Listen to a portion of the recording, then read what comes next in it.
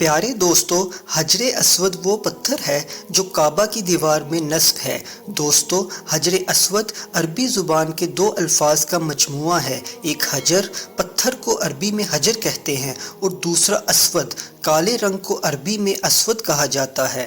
مسلمان جب عمرہ یا حج کرنے جاتے ہیں تو جب کعبہ کا طواف کرتے ہیں تو یہ سنت ہے کہ حجر اسود کا استلام کیا جائے، اور بوسہ مل جائے تو کیا ہی بات ہے۔ اور دنیا میں ایسا کوئی بھی پتھر نہیں جسے چومنے کے بعد دل کو اتنی خوشی ملتی ہے۔ اس پتھر کو حضرت آدم علیہ السلام جنت سے اپنے ساتھ لائے تھے، اور بیت اللہ شریف کی تعمیر کے وقت ایک سائیڈ پر اسے فکس کیا گیا تھا۔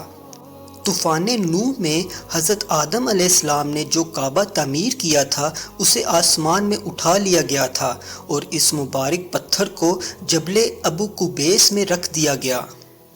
جب حضرت ابراہیم علیہ السلام نے خانہ کعبہ کو ایک مرتبہ پھر سے تعمیر کیا تو حضرت جبرائیل علیہ السلام نے یہ پتھر ان کو لا کر دیا۔ حضرت ابراہیم علیہ السلام نے یہ پتھر ایک مرتبہ پھر خانہ کعبہ کی دیوار میں نصب کیا۔ ایک حدیث مبارکہ ہے، نبی پاک صلی اللہ علیہ وسلم نے فرمایا، حجر اسود اور مقام ابراہیم جنت کے یاقوتوں میں سے یاقوت ہیں۔ اللہ پاک نے ان کے نور اور روشنی کو ختم کر دیا ہے۔ اگر اللہ ایسا نہ کرتا تو مشرق سے مغرب کا درمیانی حصہ روشن ہو جاتا۔ ایک اور حدیث مبارکہ ہے، حضور صلی اللہ علیہ وسلم نے فرمایا، حجر اسود جب جنت سے آیا تو دودھ سے بھی زیادہ سفید تھا، لیکن اسے بنو آدم یعنی انسانوں کے گناہوں نے سیاہ کر دیا ہے۔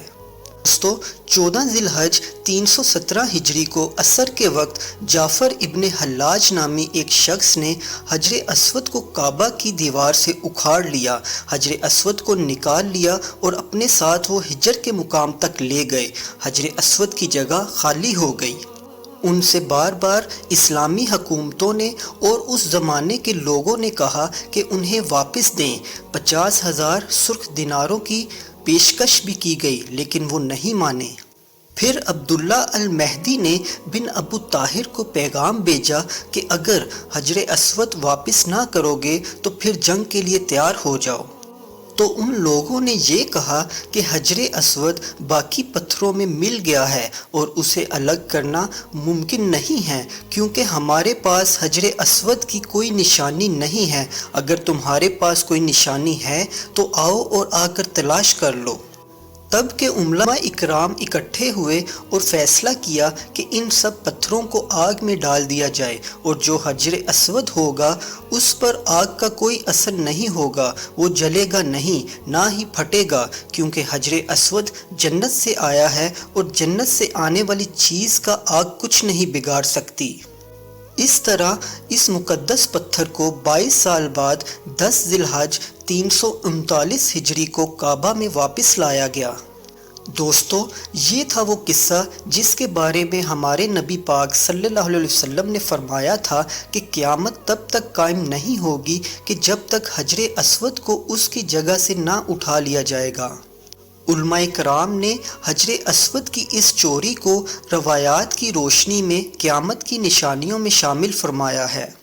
اللہ پاک حجر اسود کو، مقام ابراہیمی کو، حرم شریف کو ہمیشہ آباد رکھے، اور ہمیں بھی اس کی بار بار زیارت کرنا نصیب فرمائے۔